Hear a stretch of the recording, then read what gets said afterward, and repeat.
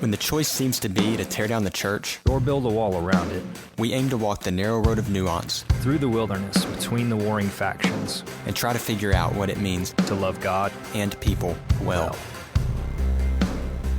Hey folks, welcome back to Unbetween. This is episode 34. Our culture is talking about stuff that affects Christians. Christians are in the are on the screen, if you will, literally and figuratively, and so we get into some things that have been in the cultural conversation lately regarding Christianity and politics and family and all kinds of issues related to that. Ryan, you have anything to add?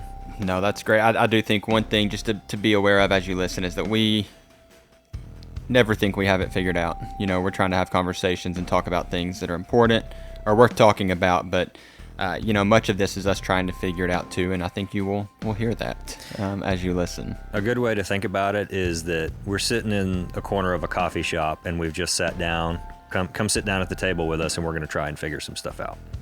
Mm-hmm. I also dropped a penny. Will you pick that up for me in a minute? I'll get it. Okay, thank you. What are we talking about today, Ryan? I don't know, man. What's been on your mind? How are you feeling lately?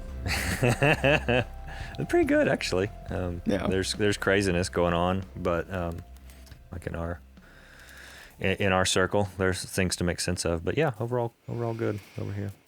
Yeah. Well, and that's one of those things. It's always the case, but sometimes it's more in your face. Maybe Yeah. Is there specific things that are in your face at the moment? So, my wife and I have been watching the documentary series about the Duggars on Prime recently. Yeah. And so there's a lot of conversation about them and about the issues that conversation raised. Not dissimilar to when we talked about Hillsong and Disney because of that documentary that came out a year or so ago.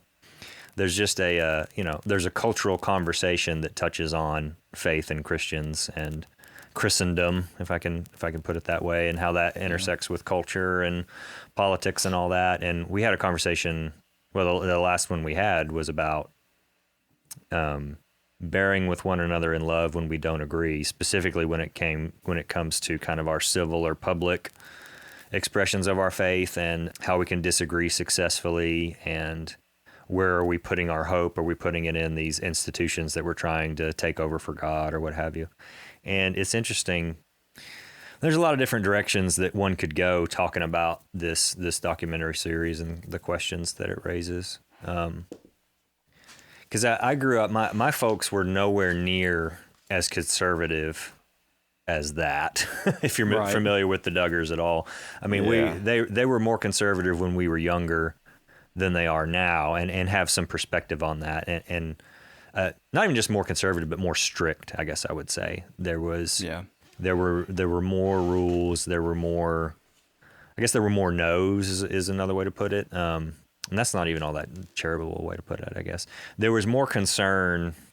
Now that I come down to it, it's kind of hard to put into words. Well, it's probably something about the kind of careful, is maybe the word. There we go. That's a good word. Yeah. Because there's some things I feel like I have to walk the line on, because there's certain things that I don't like the word shelter. Like, I'm not trying to shelter my kids from these things, but there is an age at which they can take that in and do something with it. And then there's an age where they cannot. And so it's trying to navigate that line. Now, there's extremes in that even, right? Which I'm sure you're seeing. I have not watched it yet. I want to, or need to, or I don't know what it is, but I plan to. Let's put it that way. The thing, it causes me to be thoughtful because, and the Hillsong documentary is similar. Really, any kind of, not necessarily hit piece, but I always feel like these kinds of things are produced with from a particular perspective, and that I don't usually feel like what I'm seeing is an unbiased piece of journalism. I feel like the people who have an interest, and I'm not even saying that's bad, but I feel like the folks who have an interest in telling these kinds of stories, are trying to make a point of some kind, not in a propagandistic way, but the way that you present something and the kind of experts or experiences that you put to the fore, they reflect a certain perspective, I guess. And that's not Yeah. bad. I mean, we all have one. It's not bad. It's just that when watching things like that, there's the very obvious awfulness that's on display of people being abused and mistreated and even controlled or brainwashed at times. And all that stuff does happen. I feel like the knee-jerk reaction is, well, that means that everything about this is evil and bad. Nothing good came from it. All these people suck, and you shouldn't have anything to do with anything that they've ever touched. Not just the Duggars, but the people that were connected to the movements and ran in the circles that they were a part of. And I don't know about you, I'm just not ready to paint with that broad of a brush. And that also that we've talked about this before. I don't think most people wake up one day and are like, you know what? I think I'll abuse some kids today. It starts out so much more subtle than that. And it starts with, I think with anything does, like the enemy doesn't create new things. He only twists the good. And I feel like so many of those things, they started with a good thing pointed in the wrong direction. And that's what I found myself thinking of a lot when I watched this documentary. Not about everything. Some of it's just freaking evil, right? But a lot of it is, well, we want to protect our kids. We want to give them an education that incorporates godly ideas. We want them to have influence in our society.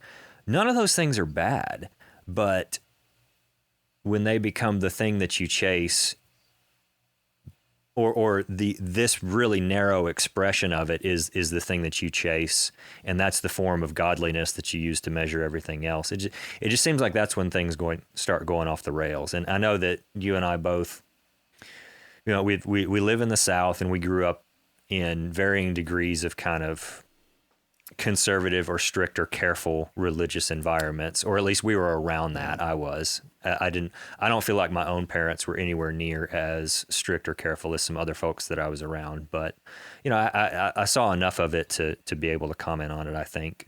So what are your feelings about all that? Ooh. So I mean, it's going to be a good episode. I don't know.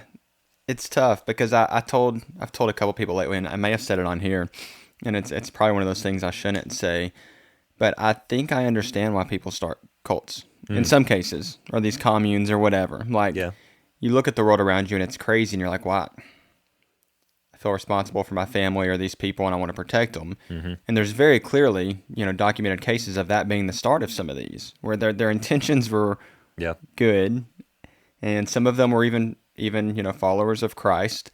At least that's what we know, what it appears to be. And then at some point it just went off the rails, where they kind of got either God complexes or what, I don't know, and decided that they knew best, and then wanted all the attention for themselves, and it just gone into crazy places. And so I see some of that on there, and I've only seen the preview again, but it seems like that's partially the case. I think it even kind of goes back to where we were talking about people being put on a pedestal. We've talked about that in the past.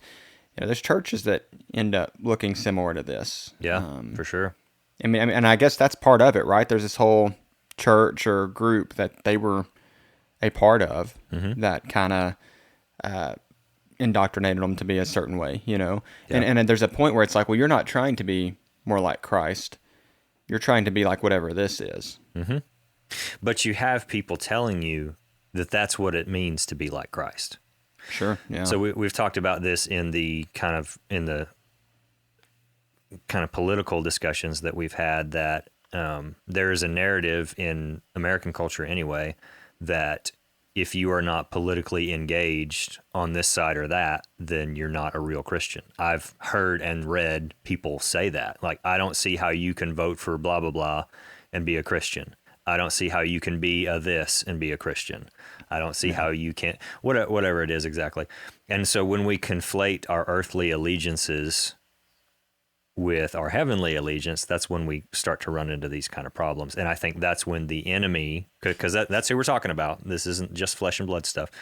That's when the enemy gets a foothold, and he can get a hold of people's desires to do the right thing, get them to use the wrong methods, which over time shape them into the wrong kinds of people, if I could put it that way. Yeah, yeah, I think you're right. I'm surprised we don't see even more of it than we do. I'm sure we will when you've got things being so misconstrued. You know what I mean?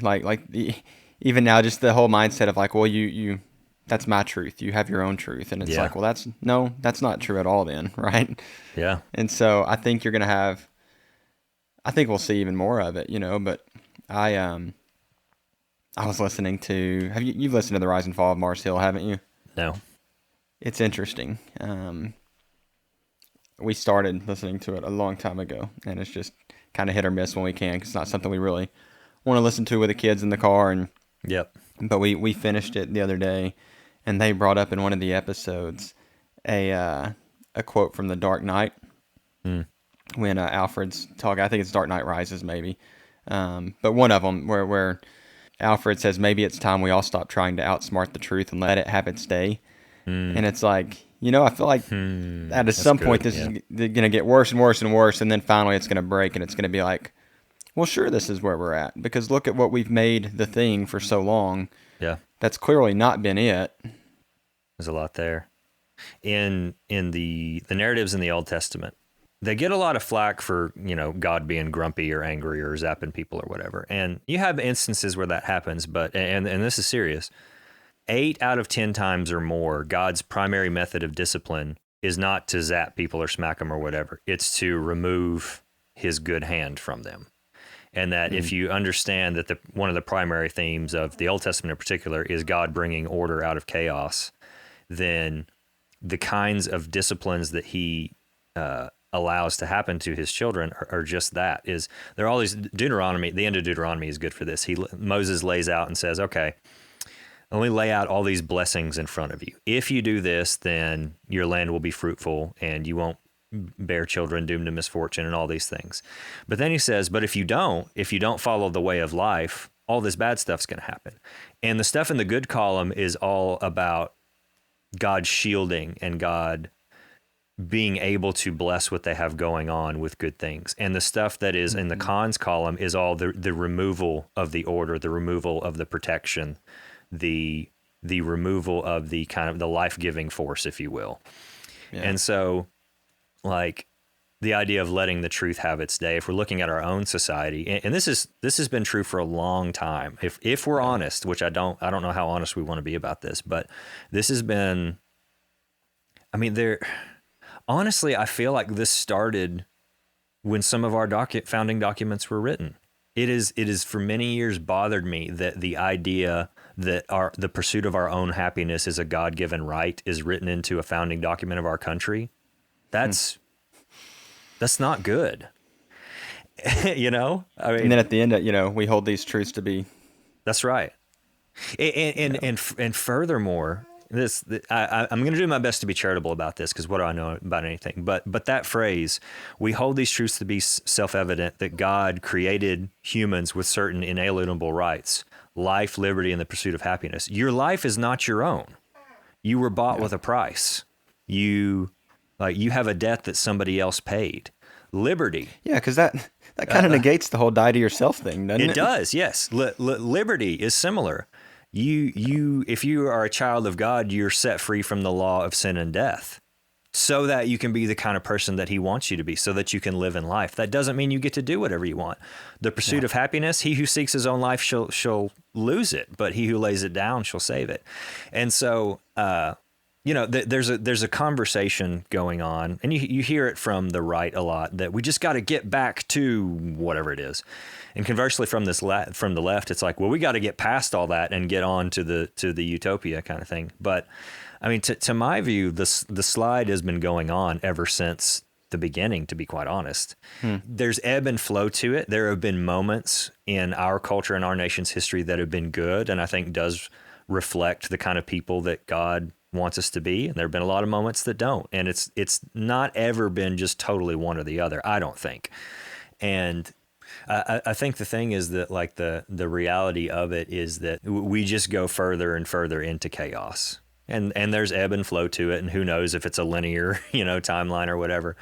But I think that's what I was seeing in the documentary, is that you start out with noble intentions, you start out with good ideas, and you start out trying to do the right thing and trying to follow God. And if we're not careful and vigilant, at some point we look up and we've ended up off the path somehow. Yeah. Well, and you and I talked, I guess it was last week. We didn't have time for a podcast. We were talking about kind of a separate but related issue. And one of the things that it kind of reminded me of, you look at the world and we're very quick to get up in arms about it, which rightfully so in some regard, right? I mean, if things are going this far from the truth and what we believe is important, I think there is a certain level of anger we should feel, but also it should just remind us that we're not supposed to be comfortable in this world. Like, it's kind of the point we were talking about. Like, it should be a reminder that this is not our home, and this is what we're going to face. We live in a fallen world, and it's going to continue to fall until, God redeems everything, and His kingdom comes, which is, again, back to your other point, what we're here for, not our happiness. Yeah. It's for God to be glorified and His kingdom to be risen. And that's not fun to think about if we're, because we're selfish and sinful, and so we want what we want, but it's not about that. And that doesn't mean that you can't be happy. That doesn't mean that you're not going to have freedom in whatever culture that you're in. Those aren't the point. And it's kind of like, is that a deal breaker for you if those things aren't there? There's a lot of conversation that I've heard over the years about, well, at some point it's going to be illegal to be a Christian in America, and do you want that? And the response is like, well, no, but also that's what Jesus said was going to happen. That's what has been happening to the people of God for as long as there have been people of God, pretty much, with a few exceptions. So, no, that doesn't sound fun, if I'm honest. Yeah. I'd like to not sign up for that, but, that's kind of the job, I guess. Yeah. It doesn't really matter if it's illegal. Yeah. If you are, you are, I don't care. You can't make it illegal for me to follow Christ. I think it's interesting. The Left Behind books, if we can hit on those for a second. Yeah. Not by way of criticism even, but there was a thread. I remember there were a lot of conversations when those came out, because a lot of people were reading them about, there are times in those novels where a believer loses his or her life for the cause of Christ, and they're, it's like one of those things. It's an easy rallying cry. Yeah, that's awesome. Yeah, I want that to be me. But look at how mad we get when one of our personal comforts gets threatened. A big conversation is happening in our culture right now about sexuality and gender identity. Yeah. And what if I have to learn how to navigate the space with somebody that I don't agree with about pronouns or about gender identity or sexuality or whatever? And I think a lot of us, if we're honest, we just as soon not mess with it. We just soon pass a law, or we just as soon not have those folks in the spaces that we're in, or folks we don't agree with, I mean. And like, people are really upset about those kinds of things. And some of it is upset about a perceived moral decline, or perceived about sin being called good, and that's all fair. Those conversations need to happen. But I wonder how much of it is also just like, I don't want to freaking have to deal with this. It's easier that way. Definitely. I want to read a quote that I sent you the other day. This is from Josh Porter's book, Death to Deconstruction. You guys should go back and listen to those episodes. We really enjoyed those. So this is on page 2 or 3. The world around us, and often sadly even our fellow Christians, often pull us down to a lower level of allegiance, to let a little self-worship slide, wink, wink. Very few call us up to a greater holiness. And so it's like, what are we doing then? Yeah. Like, what have our communities turned into? Well, I mean, since we are talking in the context of this documentary, I think that's what it looks like. It becomes a community that's built around something other than Christ, to whatever degree. Yeah. Not to just keep throwing quotes out, but Rich Mullins way back had said or wrote or something, I don't know, I've come across it, a few times we said Christianity is not about building an absolutely secure little niche in the world where you can live with your perfect little wife and your perfect little children in your beautiful little house where you have no gays or minority groups anywhere near you. Christianity is about learning to love like Jesus loved, and Jesus loved the poor, and Jesus loved the broken. And I think, when it comes to that conversation, I think there is a part where we have to acknowledge that people are broken in different ways. Mm-hmm. And in some ways that I just do not understand. Yeah. Yeah. And I think everyone's scared of saying what you think is right or wrong. And I don't think it's wrong. I think if we believe there's a truth, I think that's okay, to say, because there is a truth in this world. It's not whatever your truth is. That's hogwash. Like, there is truth in most things, in many things, and so I think it's okay to say that, but then what do you do with that? Because I do think there is still a way to love people who are broken, regardless what way that is broken. Yeah, you hit it. That's a really good way of putting it, because I think part of it is that we're fine with people being broken as long as they're broken in the ways that we're comfortable with. Yeah. It's those respectable sins thing. There was a book a long time ago called Respectable Sins. And it's like the things that that they're very sinful, but we've learned to be okay with it. Like, and those are the things we're quick to, in our community groups or church or whatever, say we're struggling with. Well, I struggle with judging others. And it's like, oh, well, guess what? Everyone else does too. So you just kind of wash over it, right? But you feel like you're making this big admission. And not that that's easy to admit, but it's something that's not as hard as other things that we're probably dealing with. Yeah.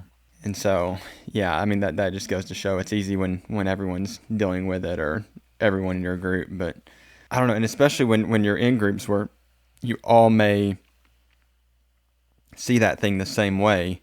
Yeah, it's almost easy just to gloss over it. And well, that kind of, again, it circles back to what we're talking about, because when we started this conversation, one of the things that I said was that I don't view a documentary like that and think everything these people ever did was terrible because look what happened. Because I can go look at other ideologies that are dissimilar to this, and I can find similar results somewhere in the world. Like the common denominator is humans, and humans suck. Okay. Like that doesn't mean to excuse anybody's bad behavior or poor choices. It's just that given enough time, we will turn back to our sinful rhythms that we were born into. I think human history bears that out, and that nothing short of the good news in the presence of the Spirit of Jesus makes a difference. Like that's kind of what our whole faith is built around. And so I don't watch this documentary and think everything that they think and believe and have done is bad or only produces bad things. I don't think that's a charitable way to go about it. So you may watch a documentary like this and have no experience of this kind of ideology, and it may seem so bizarre and foreign and so obviously backwards to you. And you might say, how could anybody ever allow that? How could anybody ever believe that? Don't they see what this is doing to women? Whatever your take on it may be. And you may have a point, but what is there in your life? What is there in my life, more to the point, that somebody would look at and say, how are you a Christian? How can you live like that? And I don't mean that we get into whataboutisms and both sides-isms and excuse sin that needs to be called out as sin. It's just the whole, hey man, there's a plank sticking out that you're tripping over, but you sure are shouting loud about that other plank over there. And I think that is what we need to be careful of, because when you, like you said, when you're in, when you're in a group of people that has shared agreement about things, you may not be able to see past it, and you may have good intentions. We've talked about this, that I think most people in church positions, in professional church positions in America, have good intentions. I think that's probably true. The majority, whatever the percentage shakes out. I don't think that most folks are bad actors that are out to actually defraud and abuse and mistreat people. But those things end up happening because the wrong ideas take hold, and there isn't enough distance or wisdom or discernment or accountability or whatever to make sure that that it doesn't bloom and grow and lead to death. Yeah. And it kind of goes back to that Josh's quote, just about kind of letting that little bit of self-worship slide, and then there's just a point where it gets a little crazy. 'Cause I'm with you. I don't think most people start that way. Now, I do think there's some who are, some who unfortunately have a very large platform now, who know what they're doing at this point, Yeah. and know what their teaching has become, and they're just not going to change because of the success they've had. The way the Apostle Paul puts it is their consciences become seared as with a hot iron. And if you've ever Yeah. cauterized something, like it kills all the nerve endings and you can't feel anything more than a dull ache, which eventually goes away. And then when that scars over, you have no feeling whatsoever in that spot anymore. And I think that emotionally and spiritually, we become the same way when we sin in one direction for long enough. It's scary to think about. And I think, fortunately or unfortunately, I don't know, I tend to think in some regards it's good that the church is somewhat more under a microscope now, with things like Hillsong and The SBC. Mars Hill happening and the SBC. Yeah, I mean, you've got people watching and reporting on it, and even Christianity Today, who put out the Ravi Zacharias story and the Hillsong story. They had an episode of this podcast that just came on after we wrapped up the other one that talked about another organization they found out they needed to investigate, and it was their own. They said there's been reports of sexual misconduct within Christianity Today, and we're gonna do our own investigation. We've also hired a third party, and then we're gonna talk about, Yeah. And it's like, that's kind of a cool thing to see, is people stepping up and saying, oh, okay, this isn't right. Then let's not wash it, away or try to sweep it under the rug. Let's actually address this. Yeah. Yeah. And it's that thing of like, accountability is a fearful thing, but it's also life-giving. Yeah. It's hard to have those open and honest conversations when they reflect poorly on me, on us as individuals. Nobody likes that. Yeah. Because it doesn't feel like life, liberty, and pursuit of happiness when it's happening. I mean, it feels. Well, and I think for that reason we've made accountability look way prettier than it should be. Mm-hmm. It's a lower level of allegiance, to use Josh's words. Yeah, I mean, accountability has become, well, we meet, here every now and then and talk about what we're struggling with, and that's good. That's a part of it, but it doesn't matter how much you talk about it if you're not willing to do the hard work of trying to do something about it. Mm-hmm. Honestly, that's worse, because you're talking about the struggles you have, but you're not doing crap about it. Yeah. But you're just allowing those things to stay, and it's like, well, we're talking about it, we're getting there. No, I mean, we had an episode way back where we talked about iron sharpening iron. Like that's not a pretty process. There's nothing, we use it so eloquently in our language, but like man, think about what that is, like that's harsh. And that's what accountability should be. Not that you're being a jerk to each other, but man, you're actually acting like this is a big deal. Mm-hmm. And when there is no accountability on a large scale, whatever that means, that's when a movement can be weaponized by the enemy. Mm-hmm. And it just leaves a door wide open for any number of things to come in. And if your allegiance is primarily to or expressed to the institution or the movement or the pastor or the theological system or the denomination or whatever, that loyalty is going to supersede your discernment, because your discernment is only allowed to operate in certain ways and certain channels as acceptable. And beyond that, you'll be called divisive. You'll be called, you'll be called a heretic or whatever the buzzword is. That's when we start developing our own truths, Yeah. Well, that's fine for you, but, and I don't know, it's tough because I do think there are people out there who are heretics, right? The Bible warns us of that there will be, and false prophets and people out to destroy you. And I still think we need to have a conversation about what that word means and where it comes from. That's written on our topic list for those of you listening, because I think it's a word that gets thrown around too easily without, we know what we mean by it, but what's it supposed to mean? That's my question. Just an aside. Yeah, and that's tough because I think you still have to have the discussion of truth. Mm-hmm. and what is biblical truth, and what are the little gray areas that are referenced in Scripture where maybe someone's trying to figure something out, you know? Because there are areas where it's like, okay, well, this may be okay for this person, and this isn't for me, or whatever, you know, and that's fine. But then there are things that are pretty black and white. And then there's just things people disagree on theologically and can back up in different ways. And so is it because you disagree with me on this little thing that could be, you know, that maybe is not as clear as we would want it to be anyway. And so there are these different viewpoints. Does that make you a heretic? Well, no, probably not. But speaking something against Scripture, you know, I would say you were probably getting pretty close to treading water in it if we're there, you know.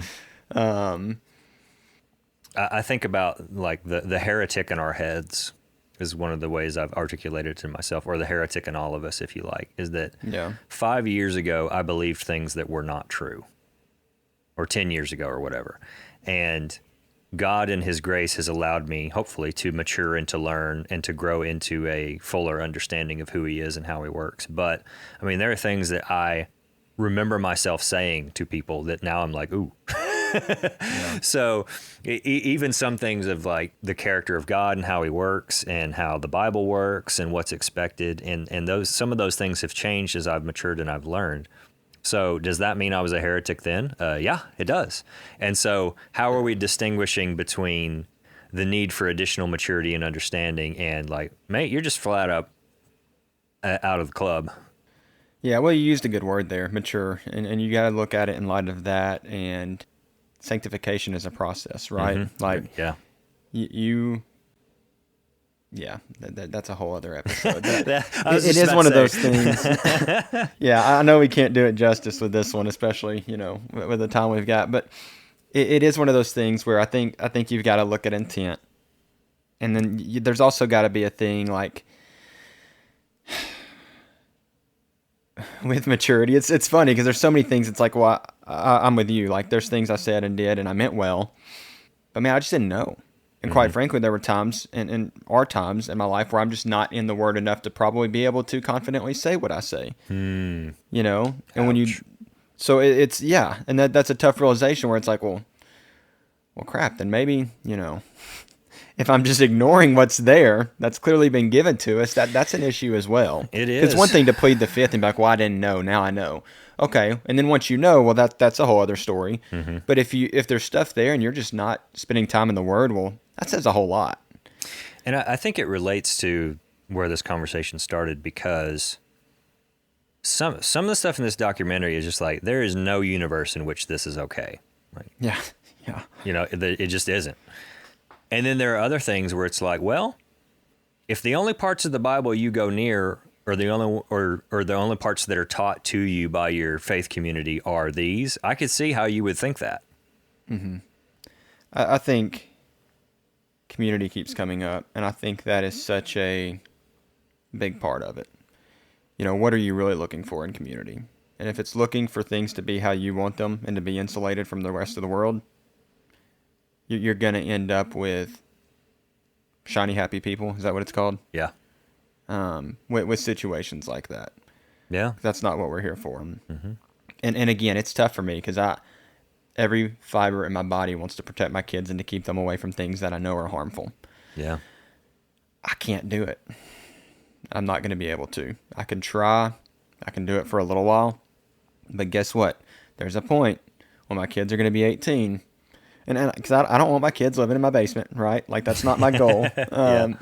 I say that now, but I know that would not be good for them to grow up like that. Yeah. Because I'll joke with them, I'm like, well, y'all aren't going to leave home. You know, you can get married at 35 and then It'll be fine, maybe y'all can come live here for a little while. And when I see he's all right at 50, you can move out. But no, that's not what I want. Like, that's a joke and very exaggerated for the point of making them laugh. But I want my kids to grow up and to leave home as adults who follow Christ. Not on this journey to figure out what everything is. And that's what it's so easy to do, is to try and insulate our kids from everything to the point where they leave and it's like, man, what is this? Or to let everything happen and then they leave babies because they've not really learned anything about this world. It's just been, here, take it all, you know? And man, like some of the circles I was in when I was younger, I saw that happen to so many Yeah. people around me that when they got a taste of what the wider world was like, they never looked back. And I don't, not in a good way. That Yeah. if you're not, if your community is so entrenched that you don't know what the world looks like beyond your walls, if you ever get out, we talked about this in the entrenched, deconstruct, and disengage episodes, but just if you don't equip them to handle it, then they're not going to be able to, and their faith may get shipwrecked as a result of it. Yeah, and there's just so many things out there competing. You know, we talk about the things we're okay with, so we ignore. I mean, it's such a tough thing to talk about in some ways, but when you look at everything the world's trying to give us and teach us as our desire, I think if we were all in communities that we should be in, we would start addressing things like family dynamics, materialism, seeking our own prosperity to the point where we kind of don't care about anyone else. Like, these are things that are rampant in the church, but we ignore. John Foreman has, what is the song, that patron saint of rock and roll, that talks about, Yeah. can't even remember it, I wish I could. I'm just going to look it up real quick. Here we go. There's a park downtown where the homeless get ignored, where the church next door is a crowd singing Blessed Are the Poor, where the Mercedes drive away muttering druggies, drunks, and whores, where the bumper sticker displays my co-pilot is the Lord. And it's like, and that is an issue that I can almost positively say you're going to see in most churches to some extent. Yeah. And it's easy to let slide because we do a little bit of good with our money, or we do a little bit of good with our time, or we, and this is not me like talking at people. This is me too. Like, there have been things I've been concerned about before, and people are like, "No, man, you don't need to worry about that. I mean, that's not excessive." But the problem is, all of us have an excessive to someone. Someone's looking at us saying, "Yeah, that seems a little excessive," if they're really a follower of Christ. And I've been hard on Dave Ramsey before for that, right? And not that I think he's a bad dude. I think he's smart. I think he's been great with his money. So let me say that it came up in a conversation I had with someone the other day. Yep. And I'm like, I don't hate the dude. I like him. I've got a book right over here by him somewhere that I've read.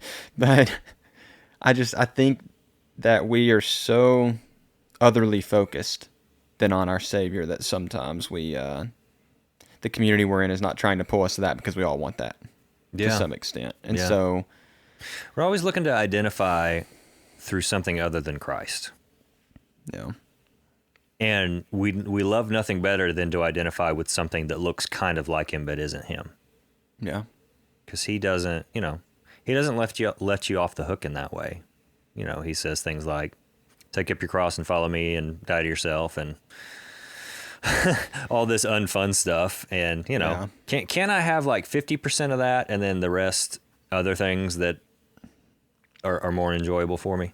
I'll die to myself on Monday through Thursday. And then it's all me. Yeah, Sunday through Wednesday. Yeah. Then we get the church days. But Thursday through Saturday are mine. Yeah. I don't know. I'll die to myself in public. Right. It's a whole other podcast episode too. It is, man. Like the joke about the Baptists won't look at each other in the liquor store. No, You know, here's the thing, man, to try and bring it back. I don't know if there's any bringing this back. I know there is. Just wait for it. Okay. Like the name of this documentary is Shiny Happy People. And the reality is that's all any of us are. Yeah. Is that we have the veneer of who we choose to present to the world, and then there's the reality of what we've been saved from if we belong to Christ, and that the only hope that we have is that his goodness covers that stuff, and that we will end up back in that cesspool as quick as we can get ourselves there, were it not for his Spirit walking beside us and moving and speaking through the people around us that care for us. Like, that's, any one of us could have been on that screen. And I don't think that's a reality that we want to confront. I think it feels better to watch it happen to somebody else, and to, whether we say it or not, to think, thank God I'm not like those people. But we are those people. Yeah. And I mean, I've even had a little like real-time conviction here as we've been recording this. You know, it's been easy for me to say things like, and we've talked about it. Well, I've only got this many years left with my kids. And so I want to do things that are going to help us grow closer and teach them and not waste all this time or money on other things. And I think, likewise, we've only got so much time on this world. And the more time we spend pursuing the things that we want, it's pretty well related to the more time we're spending away from the things Christ is asking us to do for him and what he's asking us to show and reflect to the world. Can't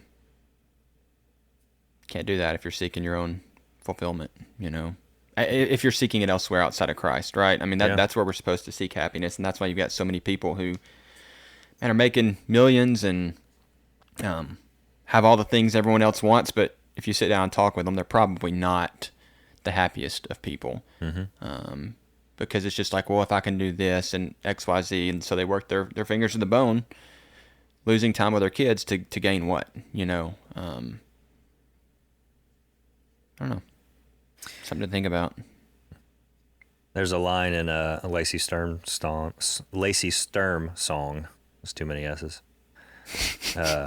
Deliverance is mine from all this beauty that will rot. Yeah. That's pretty good. Yep. And we're told that, right? Build up your treasures in heaven.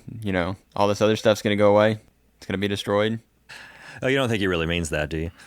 That's right. My truth is that. Here we go. Oh, man. But I think there's something to that. The more and more we get to looking for our truths, then you just got to start throwing out things that disagree with that from the Bible. And to that point, and to your point earlier, I mean, does that not make us a heretic? Whoops. So maybe we are. All right, well, that's going to be it for episode 34 of the podcast. We thank you for listening and for having grace with us as we have these conversations and try to figure things out. We know not everybody may agree with us, and we at times don't necessarily agree with everything, so we do just appreciate that. And really the important thing is having the conversations and building the community to be able to talk through difficult things and to be corrected when we need to be, so we're not just allowing ourselves to go on living with our truth or whatever you want to call it. Taylor, where can they find us if they want to tell us how badly they disagree? Well, Ryan, there are a few places on the internet where they could find us, and I'm going to Taylor's number is. I'm going to give you Ryan's address. If you want to shoot us an email, it's unbetweenpodcast@gmail.com. We are on Twitter @unbetweenpod because they wouldn't let us do the full number of characters there.